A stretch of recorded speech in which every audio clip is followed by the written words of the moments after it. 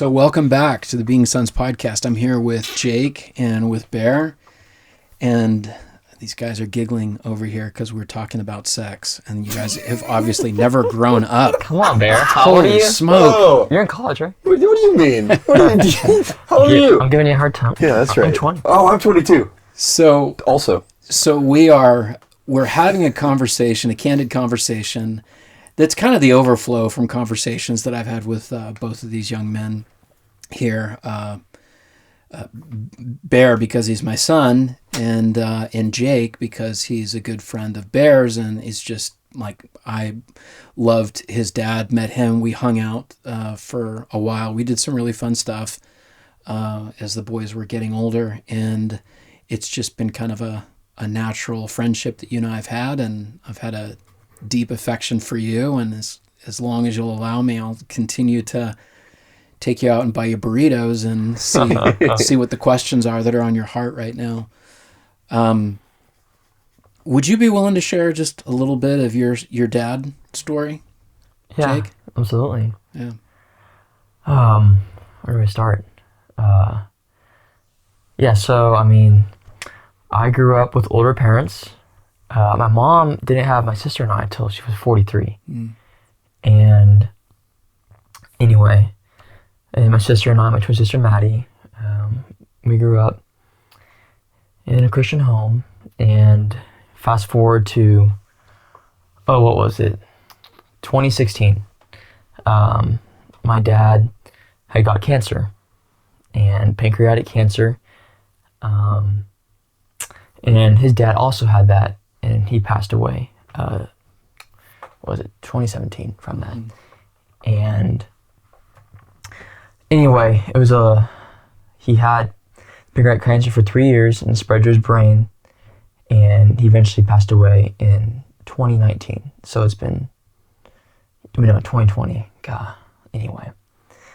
But with that said, the last years of my dad's life, I mean, he was on fire for God, because he saw his suffering as a way to glorify God. So anyway, I mean, you knew my dad, and my dad, as in one of the letters that my good friend here, Baer, sent me after my dad passed away, is that my dad prepared me for the life that I would have after his absence, and to rely not only on the earthly father, but on the heavenly Father fully. And my dad did an amazing job with that. And his passing was very hard, because he was the strongest man I knew. But because he instilled into me the values of hard work, of keeping God close, and friends, and being truthful to your word, and so on, it made it just a little easier. And having friends like Baer, and having like a second father like you, Mr. Heck, has been awesome.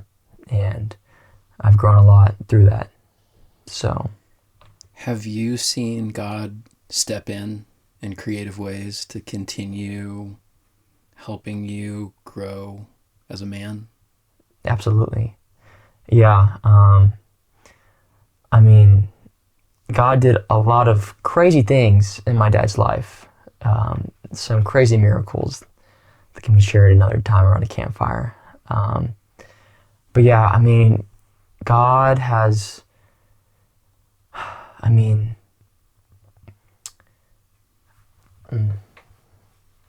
it's been hard, because, a lot of people, when hurt and strife comes, they say, God, why could you do this to me?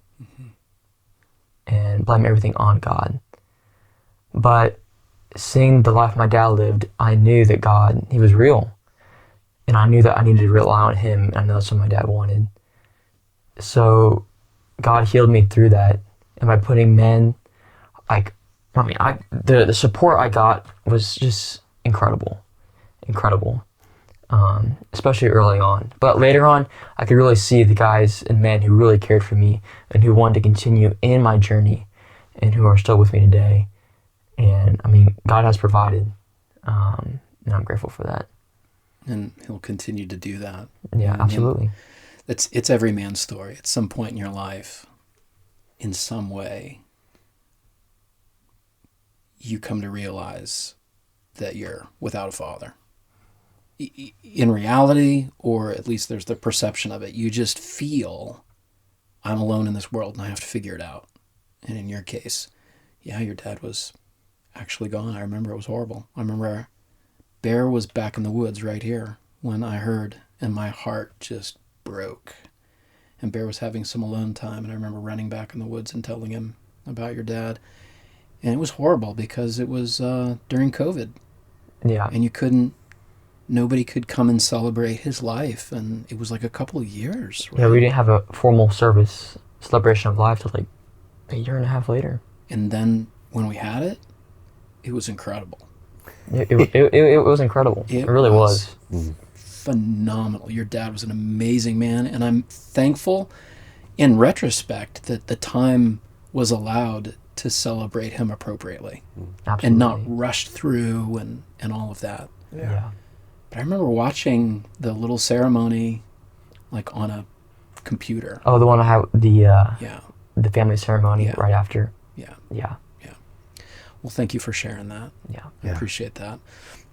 We're all sons in need of a father at every age and at every stage, and that's one of the things that really excites me. And this is very, very life-giving for me at 50, almost 51, to be having these conversations with young men like you, you know? So anyway, I just want to thank you for your perspective and for your wisdom on things. Your dad is a beautiful, beautiful man. I look forward to seeing him again. It's gonna be awesome. Me too. Yeah. It won't be that long. No. Okay, so when you and I met, Jake, and the conversations you and I have had, Baer, over the girls and, you know, the awakening desires brought up by hot women.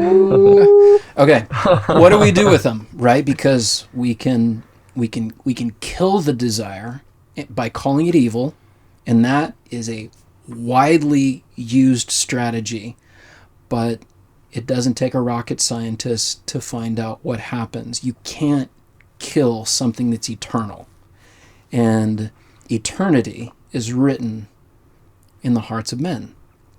And something that is eternal is that you will be a man, you will be a masculine image bearer of God for all of eternity. Into all of your days, you will bear God's image as a man. What does that mean? And are we stupid if we try and destroy or squash or deny the way that we bear the image of God? Can we repent of that? I mean, the big question is sexual desire from God, or is that something that has risen up from your evil nature? And I think a lot of people really wrestle with that, because it's natural when you feel shame and guilt to begin trying to hide or destroy what you perceive to be the source of it. But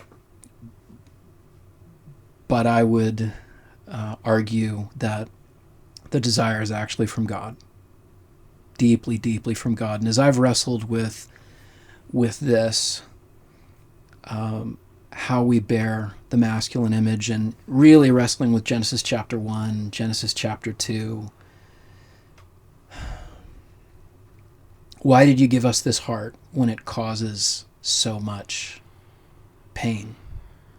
When it causes a lot of heartache. And even within marriage, the desire for sexual union, intimacy, desire like that continues to be an ache if it's not dealt with properly. So it's like a knife, you know? Knife can be used for great good, and a knife can be used for great harm. Either way, really, it's the hands that wield it, and it's the motivation behind it, how it's used, how it's seen. That's what we have to get to the bottom of, to know how to use and not abuse it, and how to get the most out of it. So you were in a relationship, Jake. You've been in a relationship. Relationship. So what are your questions about sex right now? I know that you, Jake, were talking about pressure as a freshman from somebody very close to you who had a particular point of view that's quite different than you grew up with. Yes. Okay, so just tell us about that. Okay. Yeah, I mean, my roommate grew up very different than I did, and lived his life just differently than I did. We're really close, really good friends, but we differ in that area. I mean, he's a guy who slept around a lot, still sleeps around a lot, and I mean, his complete worldview is just flip-flop of mine. For example, he's like, Carter, why don't you want to, I want to have experience before going into marriage, all of this, and I'm just like, polar opposite, and he's like, we can tag team all of this. I'm just shaking my head. I'm like, I can't believe this. So are you saying that you have no desire for experience before you get married? Oh, no. I mean, I have a desire. Okay. I mean, All right, just... No. I'm not like... No, I mean, it's real. Yeah. And I mean... Right. The temptation is there. Is your desire any different than his? At the base level? At the base level, I think it's the same. Yeah, I agree. It's just how we've dealt with it Right. and got about. What do you do with it? That's the big question. Yeah. And what perspective have you heard about what to do with that? You already kind of answered it, but just continue to share whatever you want to about that particular influence. My viewpoint on it? No, what are you hearing? Oh, hearing. Yeah. Because it wasn't just him. Yeah, no, I mean, and especially going back, I go to a public university now. I mean, it's more conservative, more Christian, but I mean, really it doesn't matter when it comes to that. Most kids now have lost their virginity and are partaking in a lot of sexual acts, and I mean, so some of the things that go around is well, everybody else does it. Why wait? And it's another question people ask is and this is what I was talking to Baer last night. Well, what's the point? Why should I wait? God's gonna forgive me anyway. He's still gonna love me. And just the pressure of it is very real. Yeah. So every great story has a hero that's wrestling with 3 conflicts. So both of you, I'll invite you to think through this, and you can kind of talk out loud and identify the conflicts. There's the external conflict, there's the internal conflict, and then there's the universal or the philosophical conflict. So as an example, Luke Skywalker at the end of episode 4, A New Hope, they have this external conflict is that they have to blow up the Death Star. All right. And then the internal conflict is, does Luke Skywalker have what it takes? Right. You feel that as he's, in the trench and he's moving. And then the universal conflict is that the entire world, there's an evil in the world, and it's one man against some huge evil darkness. Right. So the external conflict is how does he get to the right place and approach it, and internal, and then the philosophical. So the same thing exists for you guys. What would you say is the external conflict? Waiting. Okay. There's a question mark on the end of that. Yeah. Right. I'm just gritting it out and actually saving ourselves for marriage. So there's a very real test. Mm-hmm. Yeah. It's hard. There's opposition. It's hard. Yeah. Right. So, and people have different viewpoints. Yeah. And people are even saying that what you're thinking is a load of BS. And yeah, absolutely. And you're probably from time to time tempted to believe them, especially given the way that the world just throws it in your face all the time. Do you guys feel like you're in the minority? Absolutely. Yeah. Don't you think there? Yeah, I would say very much the minority. Yeah. I mean, some people would look at us and think we're crazy. They'd be like, what are you talking about? I mean, I can look at the people. I can look at the people in my coffee shop, and I'm like, I'm not in the minority. And then I spend 5 minutes on the internet, and yeah, Yeah. definitely, yeah, I mean, especially culturally, it's pushed in our faces that it's okay, do it, I mean, it's just like, it should be normal. Like, Yeah. you shouldn't question it, almost. yeah.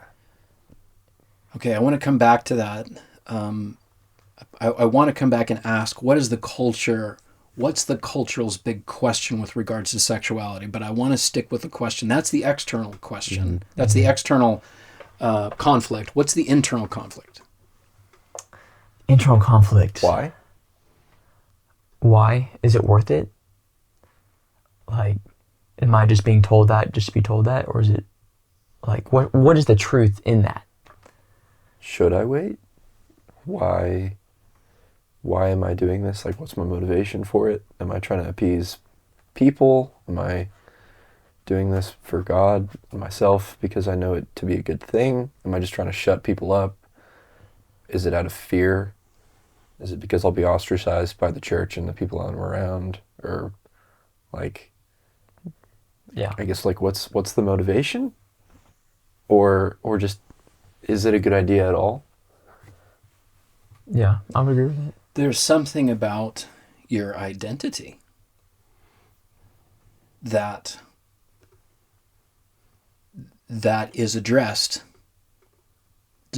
by how you are answering and facing this conflict of choice, whether to or not to, or whether you fall somewhere inside the spectrum of abstinence to having many partners just, at whim, your desire, let that be your rudder, let that be your fuel, and just go for it. Follow all your desire or quench it all. So you've got the external conflict, which is whether you should or not. Mm-hmm. But that's illuminating a question, which is the internal conflict, which is part of the internal conflict that we're dealing with in our culture right now is that nobody knows what a man is or when they become one. Bingo. Yeah. I mean, yeah. We were talking about that last night. Yeah. And in the absence of a clear, compelling vision of what authentic manhood is, we're going to go and we're going to search for it. Like many fathers are not communicating to their sons, this is what a man is, this is what he looks like, this is what he does, and this is how one becomes a man. And in the absence of that, we have no choice but to go and search out the answer for ourselves. And so, Baer, you've been with me as we've asked this question at Trailheads. Yep. What are some of the shortcuts to a boy feeling like a man? Just name them off. Getting a car. Going to college. getting a 21. phone. Turning 21. Okay, being able to 18. Having sex.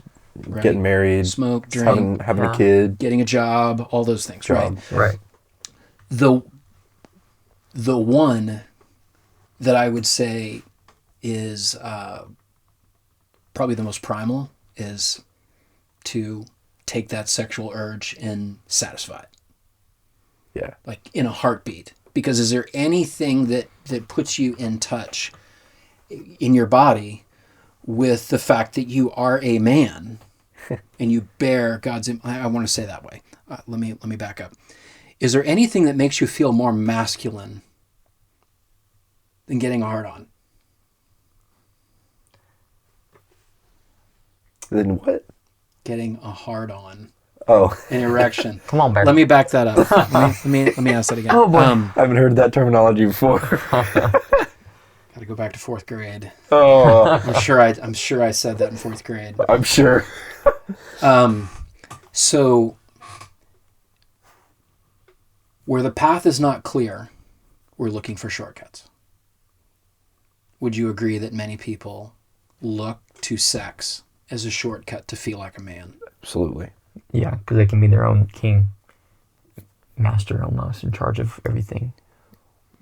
And I don't think you have to have sex with somebody to understand what that would do to your soul No. to have a woman submit to your strength and allow you to have your way? What would that do? Or what do you perceive that that would do for you, at least in the short term as a man?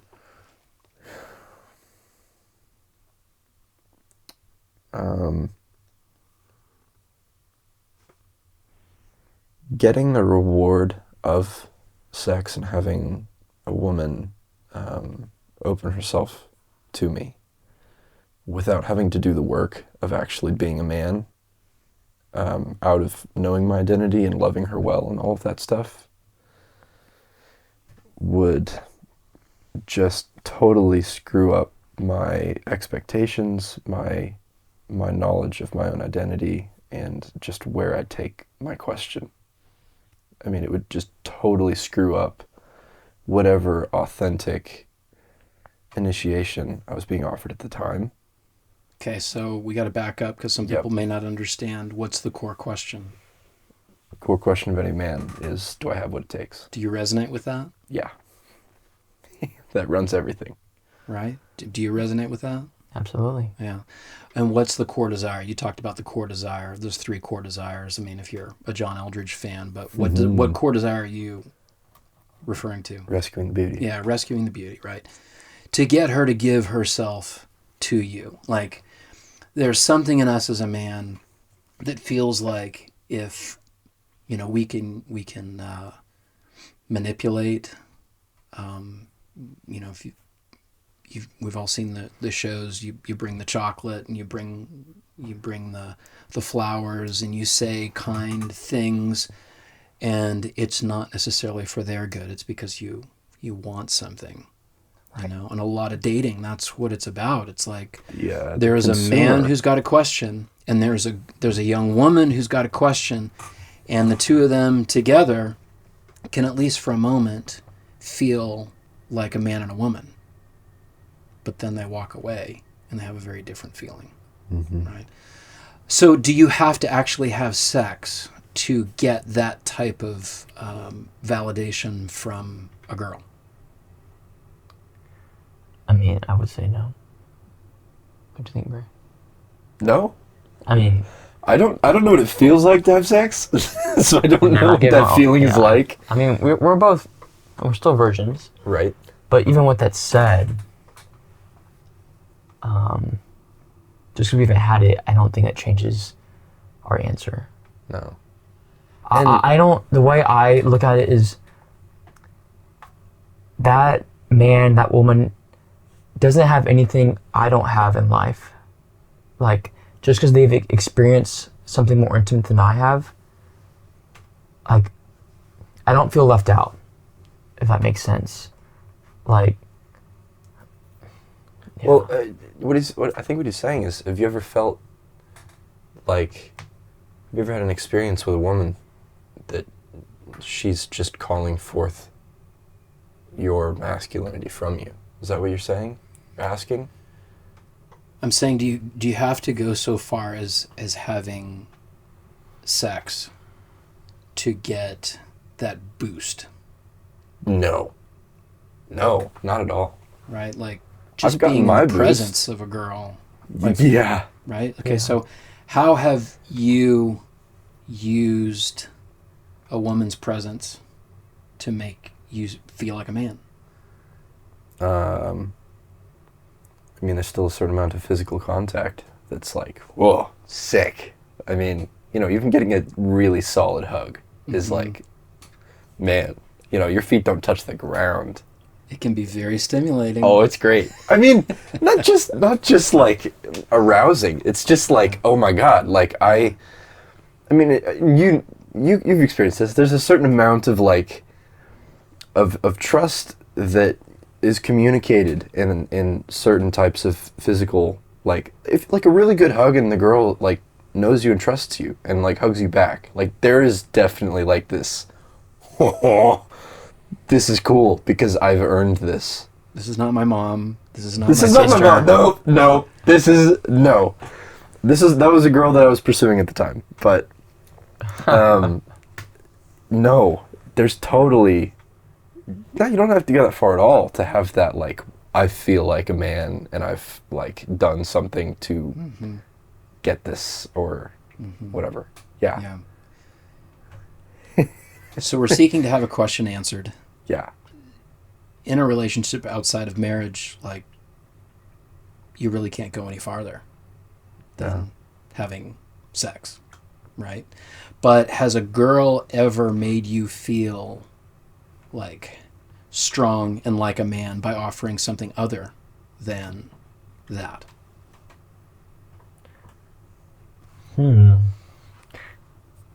Yeah. I mean, just like fulfilling your duty as a man. How can I put this? I'm trying to think of the words. The simplest thing is just holding a door for a woman, or paying for a meal, or like along those lines, just like fulfilling basic things that men should do, and out of respect for women, and then giving back the gratification for that, and whether that's physical or not physical, either way, you're like, I mean, personally, I'm like, it makes me feel good inside that I'm accomplishing something, not just for myself, but for her in the relationship. So yeah, sometimes when when I feel like I've done a good job at actually fulfilling my duties, and then, I mean, as simple as her noticing and acknowledging, but even, I mean, like even further, there's just a certain amount of her fulfilling her role as well, and just kind of seeing how the two fulfillments come together and what that produces. I had an experience like that this last school year with one particular girl, and it blew my mind. Like, that was the first time I actually was like, Pa, I need to talk to you about a girl. Like, I was just like, I had my categories blown away. What on earth was that? Like, I just saw Eden for like a second there. Yeah. Oh my God. Yeah. Yeah. It was insane. It was amazing.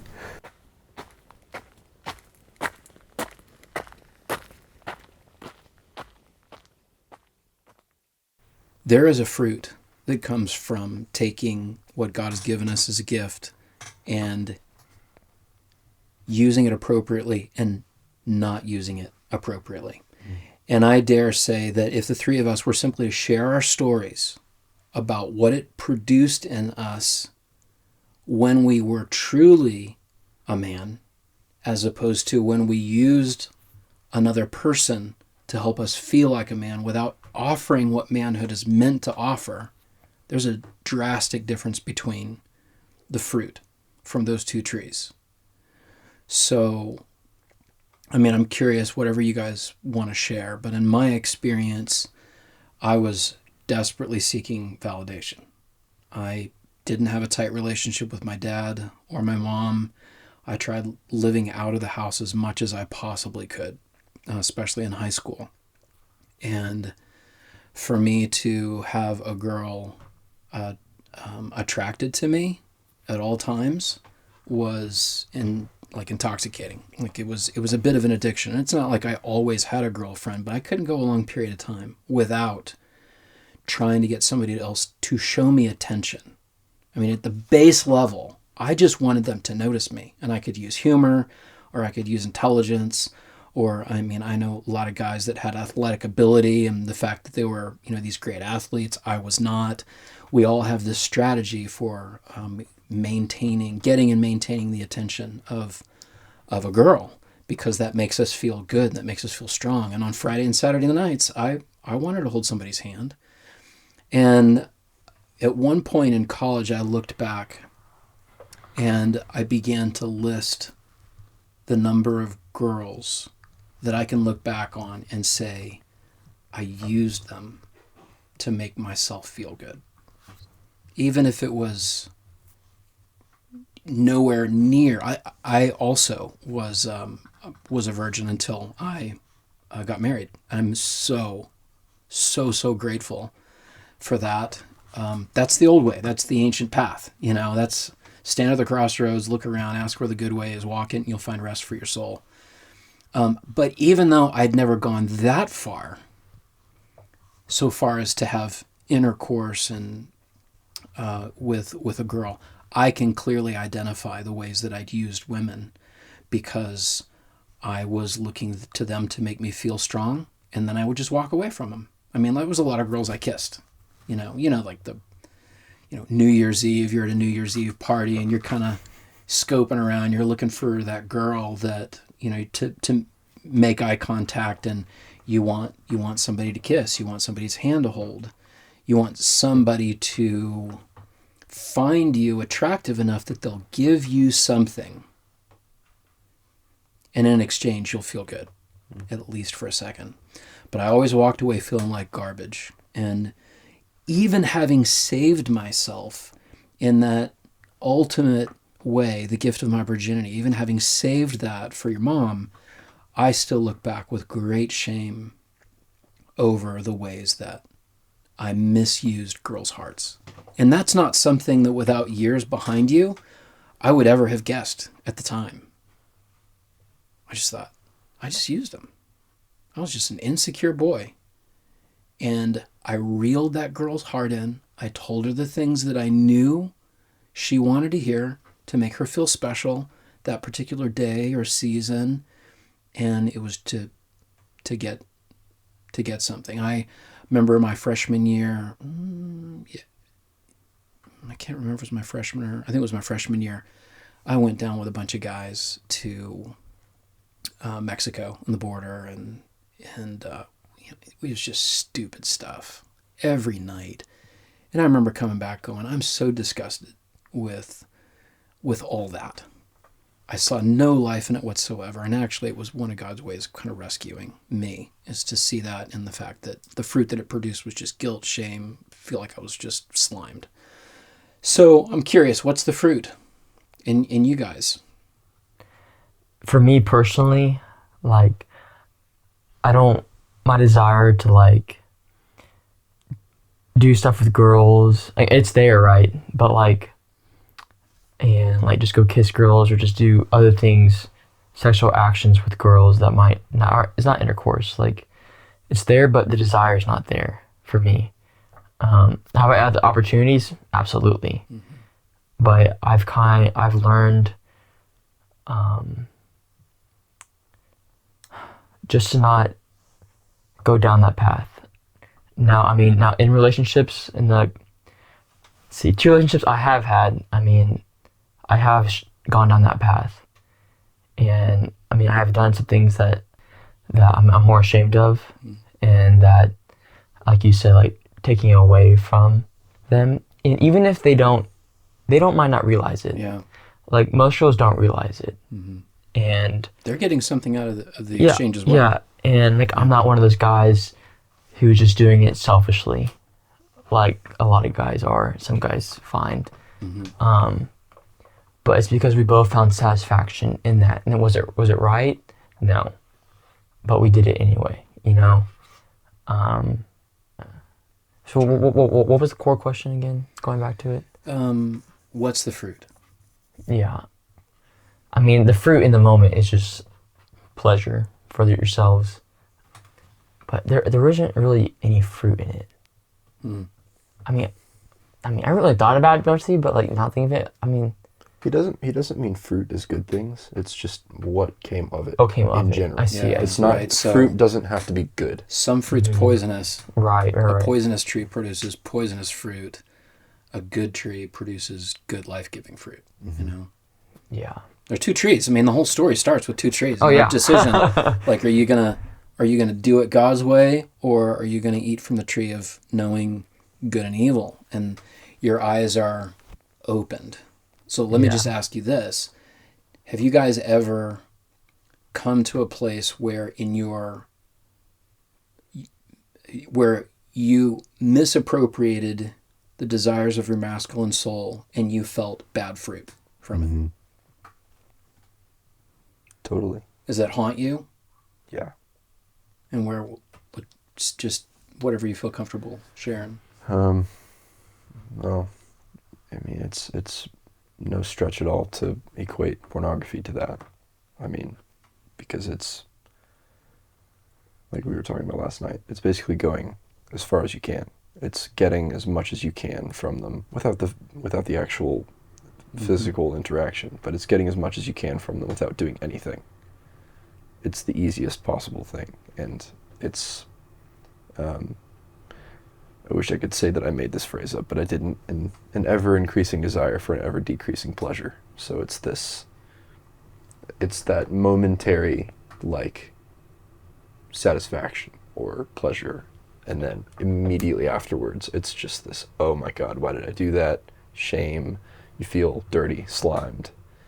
And yet, when something arises in you, like, when life is hard, and when something's just not going your way, it's like, that looks really attractive again, because it is a pleasure in general, and because it's easy to get to, and you just keep doing that, and that's how you get locked into it. But, I mean, that's porn, but I remember, I've not had much relating with girls, frankly. I've just not been in that kind of environment that much, and I have very little experience. I still have yet to kiss anybody, unless you include, the play. So, that's right, people. I kissed a girl on the cheek.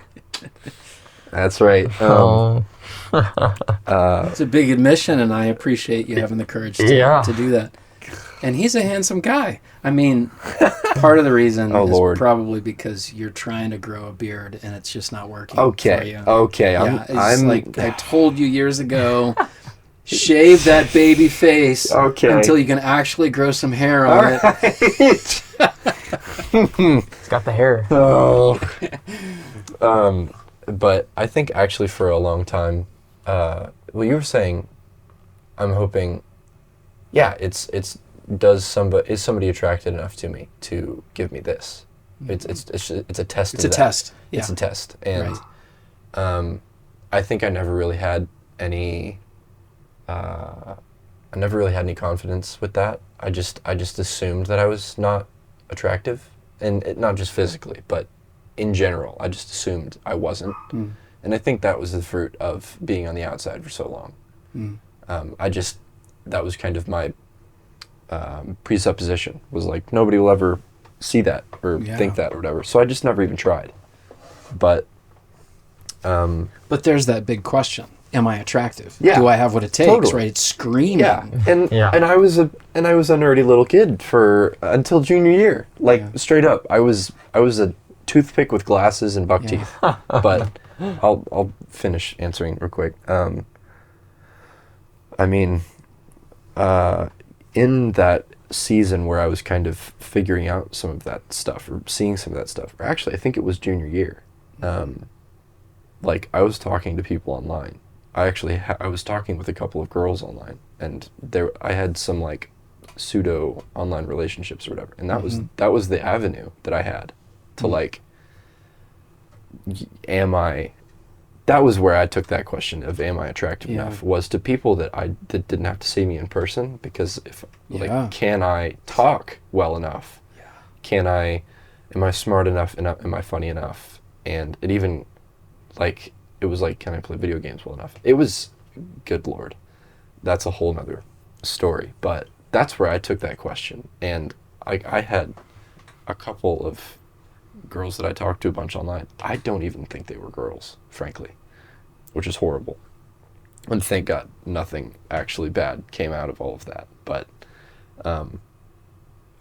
that's where I took it, was like, can I maintain this person's attention? Like, are they going to want to keep talking to me? And are they going to want to keep, like, learning about me? And, like, are they going to ask me questions? Do I feel smart enough? And all of that stuff. And I basically took it to the easiest possible way as well. Like, there was a very small risk that I took by not having to be there, like, in person.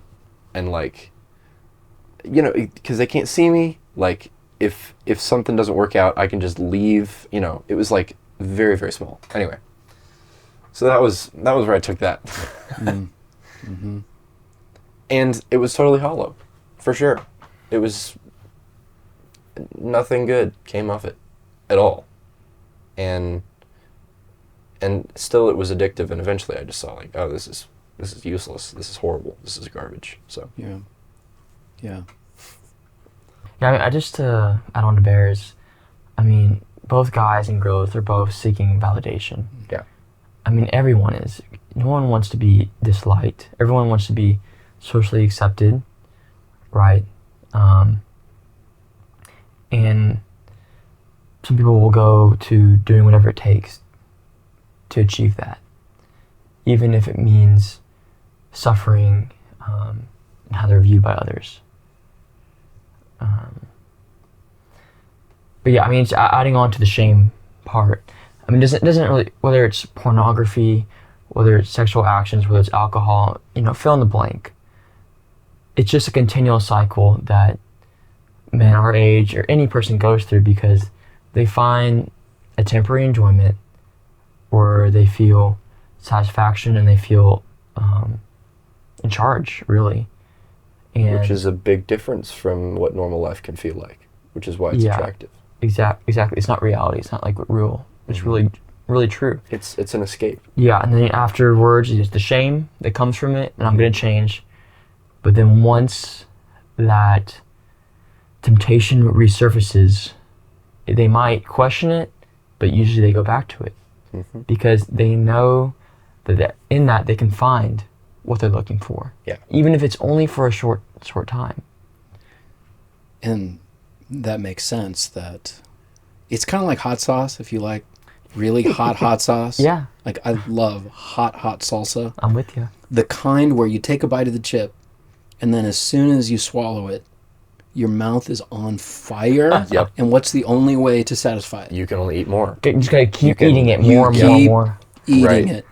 You try to ignore. Yes. You dull the pain with more. Exactly. Yeah. Right. Yeah. And there is an element of that. It's a thirst that cannot be quenched when It's like seeking it in the wrong place. it's like continuation out of necessity. Yeah. Yeah. Yeah. But also, there's no risk with pornography in particular. Yeah. You don't have to give up anything. Like you're not putting anything out on the table. Yeah. Because You don't have to work for it. exactly. It's right yeah. there. Well, Whatever you you want. There's no it's fear right of there. rejection. You don't have There's no fear of rejection at all. you don't have to work for it. You don't have to be kind Yep. at all. In fact, you can be brutal. You don't have to be a Yeah. man.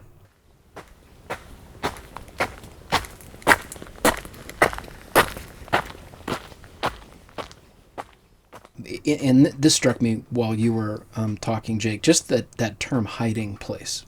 Like, within a loving marriage, sex actually is an escape of the greatest kind. Like, the world is a crappy place, but I've got a loving partner with whom I can close the door and I can forget about all of that, and I can have a piece of Eden without guilt, without shame, where God celebrates it, and it's hidden. The Lord celebrates it. He says the wedding bed is undefiled. And two consenting adults who are in a committed relationship with one another, there is no greater freedom or paradise, right? So there's that hiding place, and then you've got the hiding place of a kid or a man or a woman behind a door looking at porn. So God creates, knowing that the world is a hard place. In Eden, it was just joy, joy, joy. But even after the fall, this particular gift expressed between a man and a woman is so rich that it is a hiding place. It's a rescue. It's a relief. You know, that actually satisfies and doesn't leave us. Yeah, are you thinking of Walter Mitty? It's so rich. It's the quintessence. Well, it's true. It's very true. So that's what we're looking at. Is it's either a hiding place or it's a place to hide. You know, it's a place where you have to hide. Right. Right. It's a place where you get to hide, or it's a place where you have to hide. It's a place of life-giving fruit, or it's a place where you get fruit that never satisfies, always leaves you hungry for more. It's naive to think that there's a shortcut. Everybody wants to have this particular desire fulfilled, and we can go with a shortcut, but hopefully you guys are learning that whenever you take a shortcut, you should be very suspect when you're being offered a shortcut, because the pleasure will also be compromised. Yeah. Because you don't have the journey. You don't have the journey. So the big question is one woman for the rest of your life, is that a better scenario than many women? So what's the fruit of premarital sex? Oh man. Because you were saying earlier that you have a good friend who says, man, you got to get experience, bro. Yeah. I mean, you can't go into marriage without the experience. Let's tear that apart a little bit. Let's talk about that. Yeah, I mean, I think going into union as far as you can with another person, there are consequences of that. And I know people who have gone that far and then they have a catastrophic breakup and it's just left in shambles. And I think part of that is because they went that far with one another and they feel a special connection. But like, for example, my friend saying that I need to get experience with other women so that my sexual life when I'm married is so much better. Right. But I think, like, I do expect my wife also to be a virgin because I've wedded and I expect her to as well. But going down that avenue and exploring everything that sex has to offer, it's like two kids.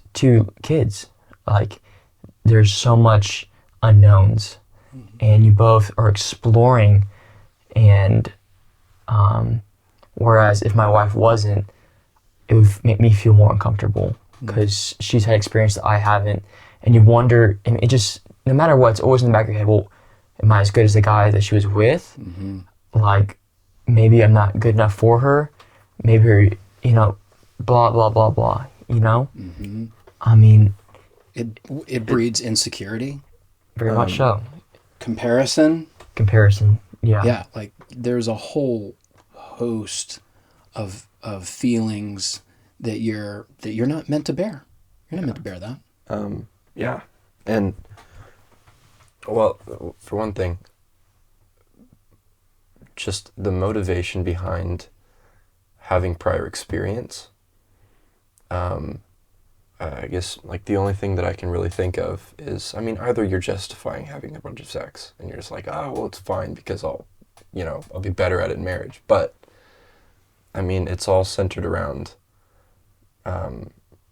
like, it places a lot of value on performance, and it only focuses on the physical aspect. It doesn't focus on the emotional or the spiritual. Like, it cuts a lot of the meaning out of sex in general, but it places way too much value on, like, I want to be able to do well, and, like, I don't know, equating love with being good at having sex, which I don't think is true at all.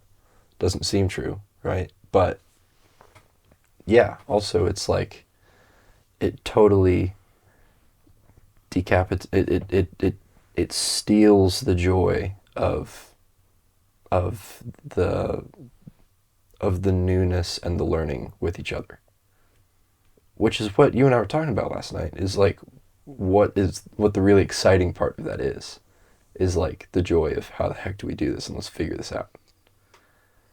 Exactly. I mean, and I was a rare guy as well. All my friends, they'd had sex in high school, and I felt like the oddball, and I'm missing out, and I had opportunities, and there were even opportunities that I'd look back on and said, oh, maybe I should have taken advantage of that.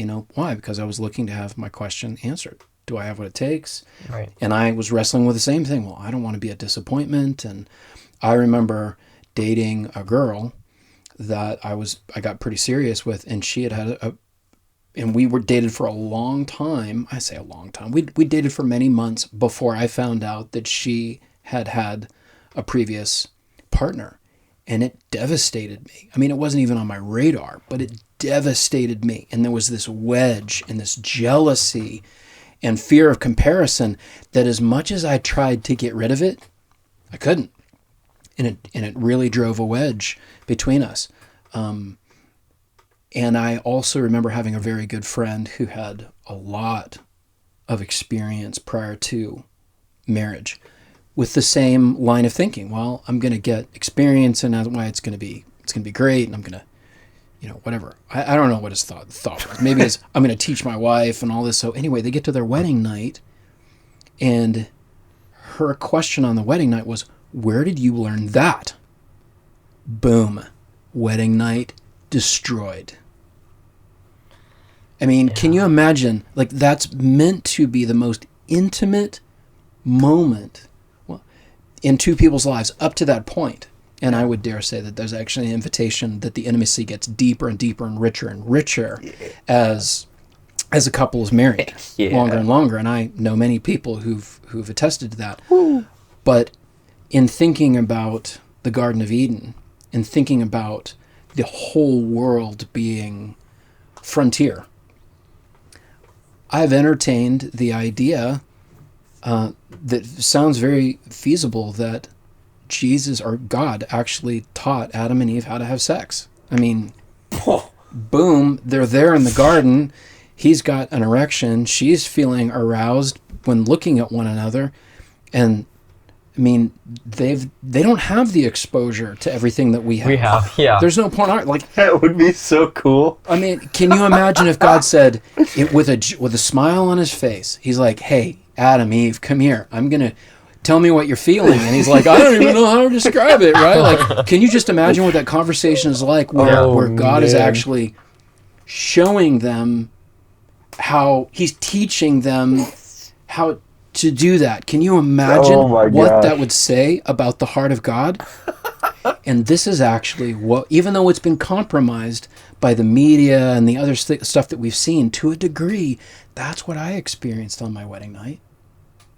Was God having two kids, and they're fumbling around, and there's new experiences and sensations and smells and sounds and all this other stuff, and you're experiencing it together. Yeah. Because it's your bonding with other guys on a mission or a hunt or something like that.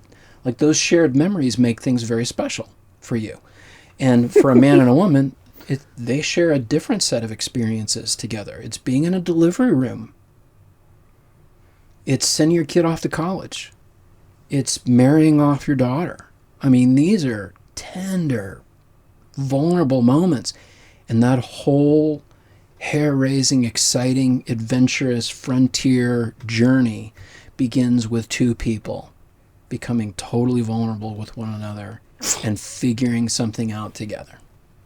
That's what you're missing. That's the trade-off. Oh. Yeah. And that's a beautiful thing. Is that worth it? Yeah. I mean, you're giving up the insecurity. I actually don't see a single good side to it. And I'll say, even as a married man, I've known many men who've dabbled in pornography when it just life feels hard. Right. And their excuse for going to look at pornography is, well, this will help my marriage. This will make us more spicy. Again, with the performance. Exactly. And in every one of them, it's just a lure, just like you guys would feel in high school, being lured and being curious. Yeah. It's a lure. Yeah. Mm-hmm. With an evil person on the other end of the fishing line, just trying to get you to compromise this incredible gift that God's given in its healthiest form. So it's better to wait. I can say that. I know it, and I don't know a single person who can honestly say that stepping over that particular boundary ended up benefiting them later on. And it's a tough deal because our conversation is so far away from that right now. Yeah. Who's talking about abstinence right now? Yeah, and It's a joke. I mean, the Babylon Bee talks about it all the time. Like, abstinence is the big, big joke. yeah, And what's the new virus that... monkeypox. Monkeypox. Yeah, the whole world should be afraid of monkeypox Oh yeah, because they're just assuming we're all, having gay sex and stuff like that. Instead of, how about you just abstain? No. We could never entertain that idea. Forget it.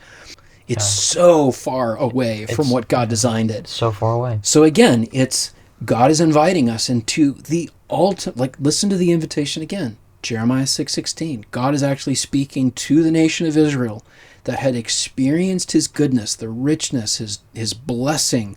They had fields that were ripe in harvest. They had wine flowing. They had herds and flocks, and they had incredible military power that even the vastly superior armies around them could never conquer. Why? Because they did what God told them to do. Even though it didn't make sense, even though all the nations around them were doing it in a different way. Israel was birthed in the desert, doing things God's way before they stepped away from doing it and they began living like everybody around them. And God was pleading with them through Jeremiah, please stand at the crossroads. Put yourself in a position where you can see people exercising, fighting for their rights and, claiming liberty and freedom, and I have to do what's right for me. Stand at that crossroads and look around, and before you make a decision, where's the fruit? The good fruit. Look at the bad fruit and the good fruit. Yeah, both. Stand at the crossroads. Look around. Ask, where is the good way? Ask the people who know. Ask foolish people. See what they say. I mean, you both, you just look at the fruit. Yeah, of both. Exactly. And you talk to guys who are older than you, and they'll tell you the fruit.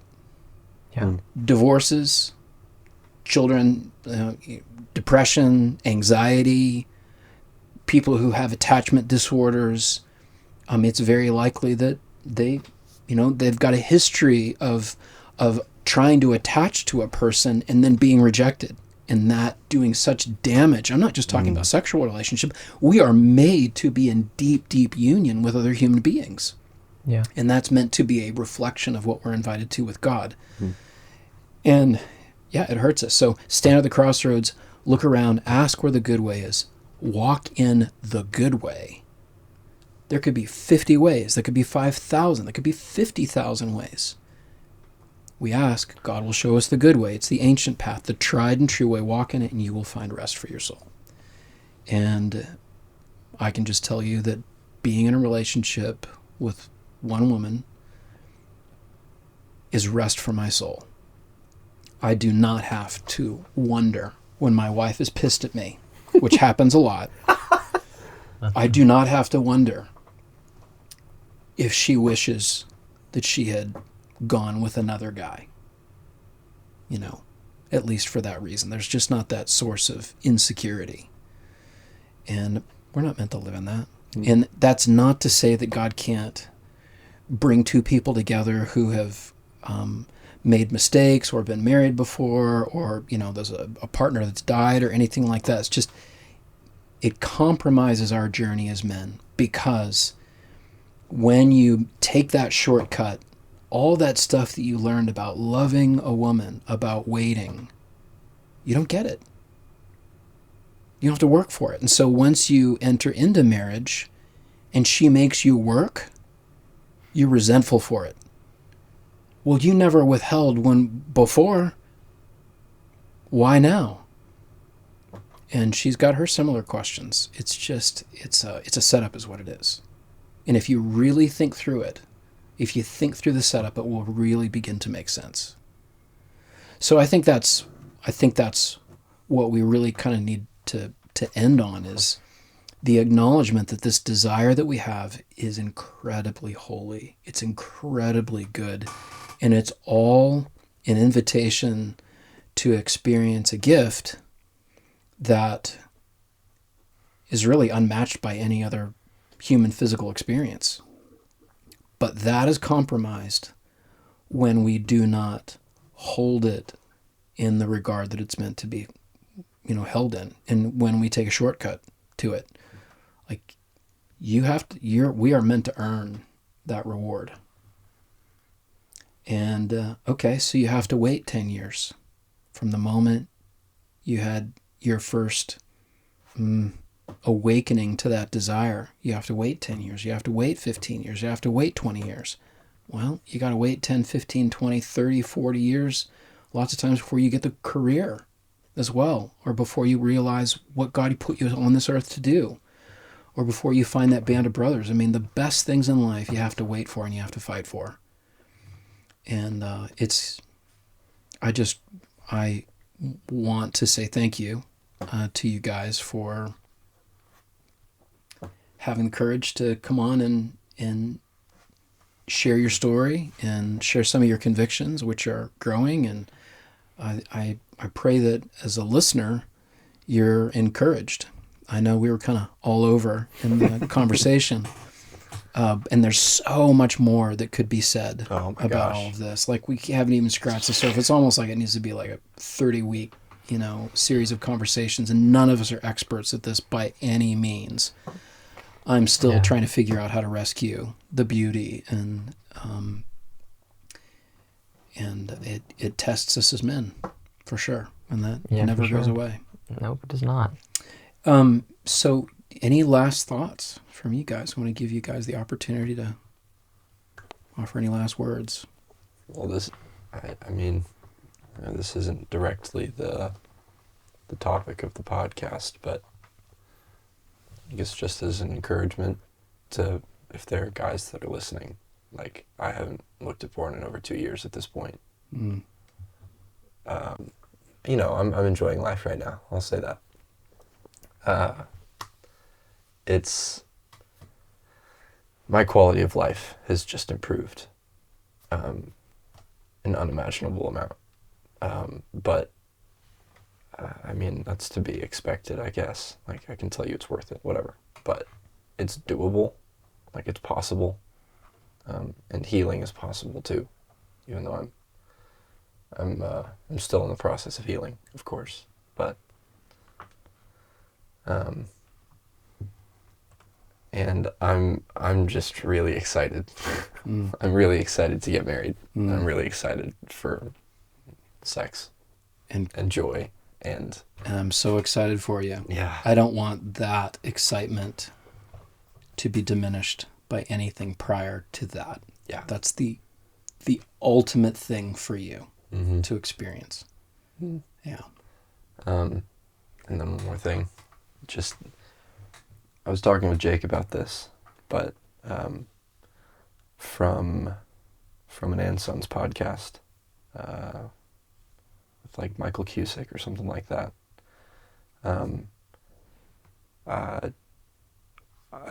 Jake and I just, like, two guys had a really good conversation about sex, and we were curious, and we were vulnerable, and we loved it. Like, it doesn't have to be this, like, hidden, like, dirty concept to talk about. Like, talking about it doesn't have to be in the context of, this is what I did and it's horrible, and talking about this is bad. Like, I've had some really amazing conversations with Jake and my roommate.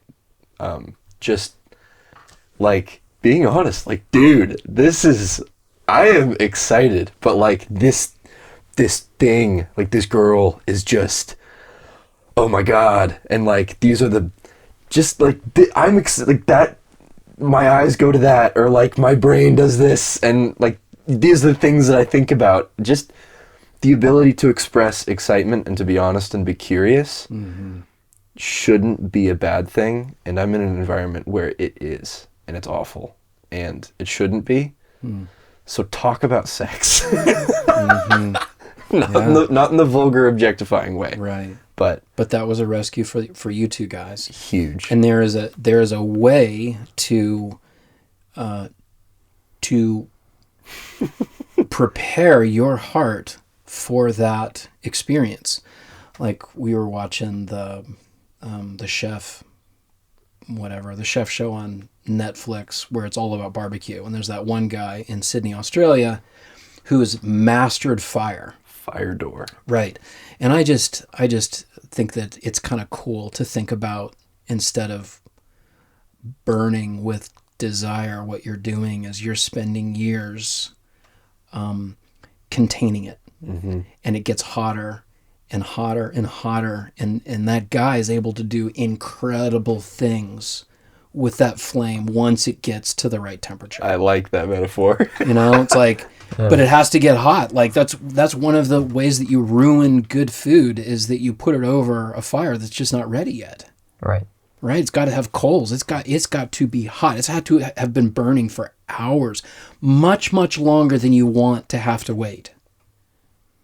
And then finally, when those coals they're all white, you can move that stuff around and you can cook anything on it. It's a good, even, steady heat, That's a good, man, that was nice. Right on. I like it. Jake. I'm going to use that one now. I'll first add on to what Baer said. Having gotten out of a relationship, recently, I think this applies to what we talked about, is not letting the woman become the adventure is so important. And I learned that. And I remember when I got out of a relationship, I was just heartbroken. But I realized that the woman became my adventure.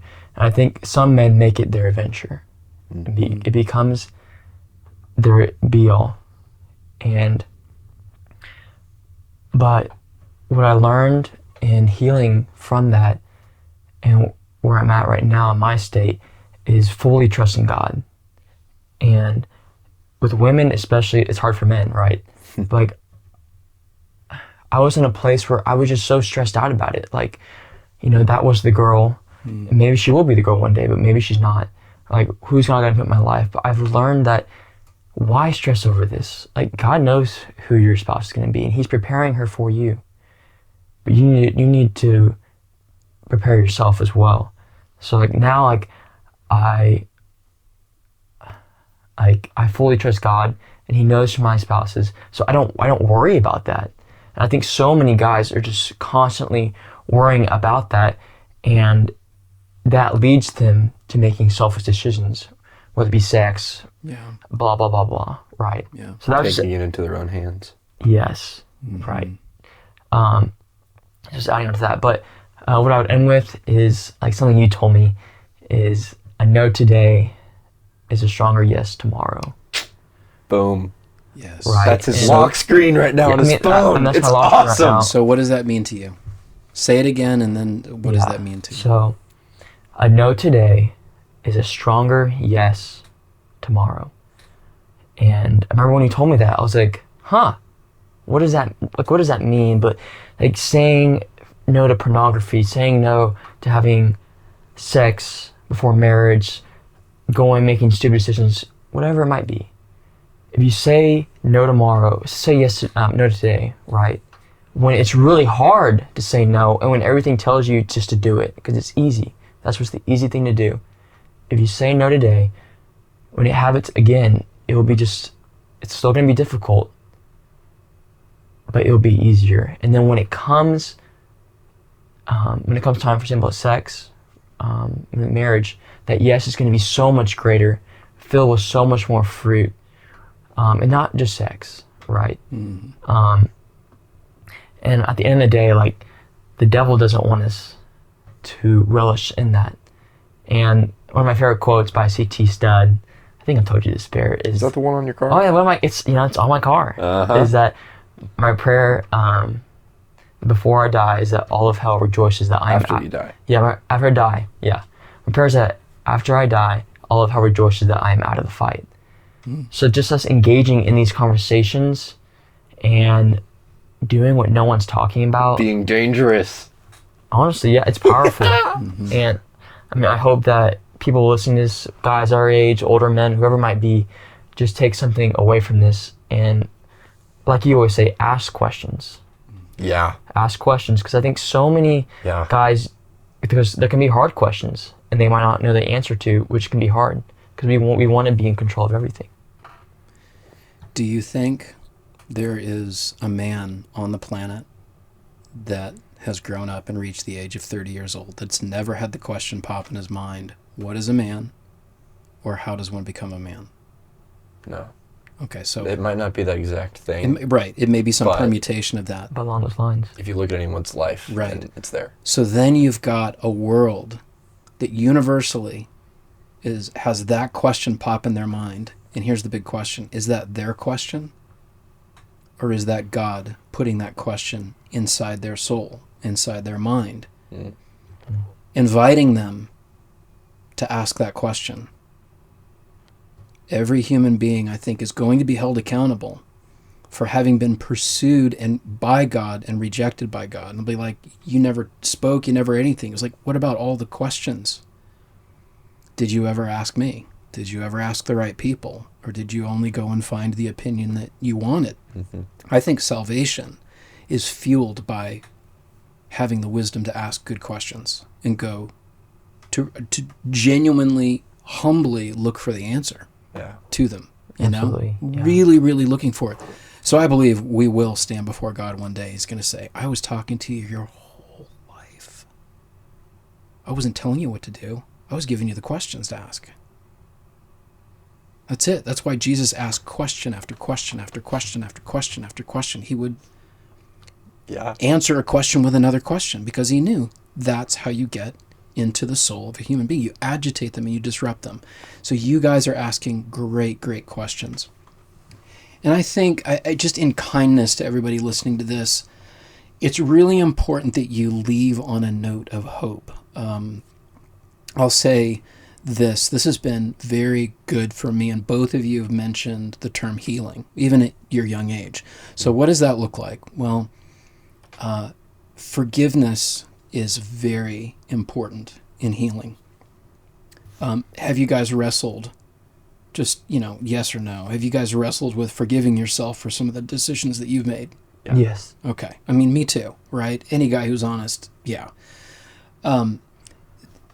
Forgiveness is an opportunity for us to get, for the debts that exist to be paid back by the only one who can.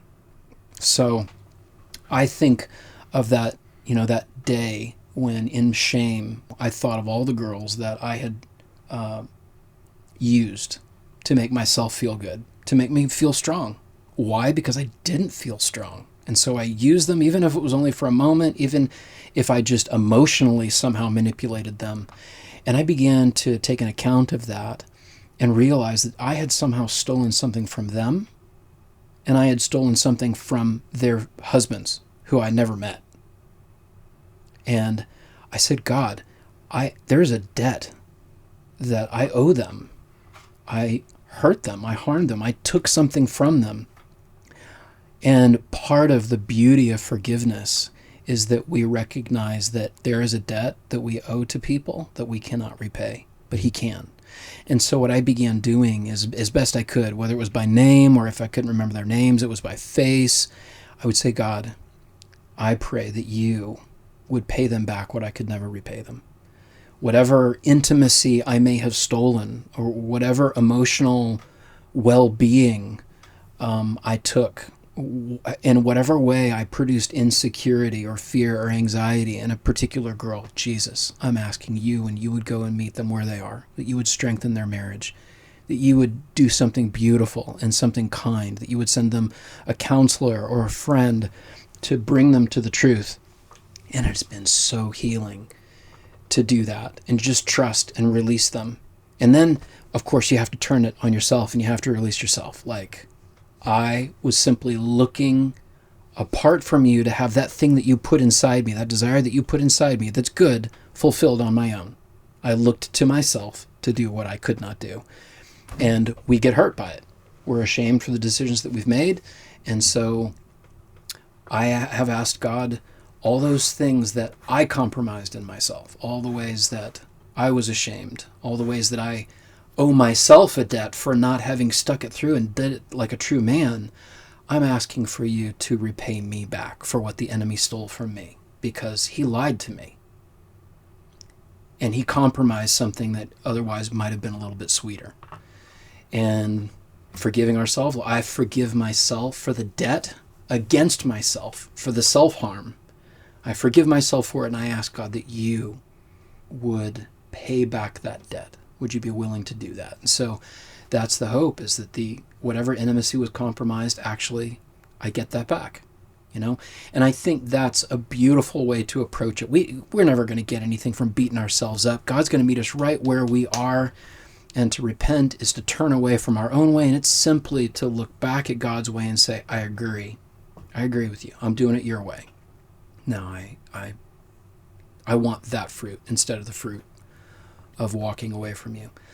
So anyway, I was just sharing that with you the other day, and it's been very healing. And over the years, the Lord will bring those women to mind, or those girls to mind, and I'll pray for them again, and that feels really good. And it has a strength to release them and to bless them that nothing else has had, because for years I didn't really have that category around debts, like I owe them a debt.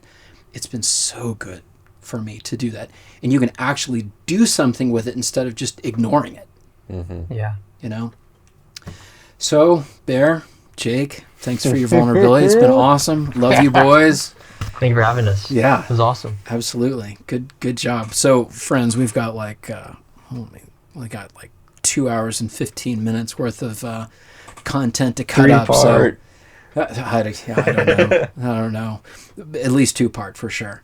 But anyway, super valuable, guys. Thanks for joining me and Jake Carter and Baer Heck on this tried and true road to being sons.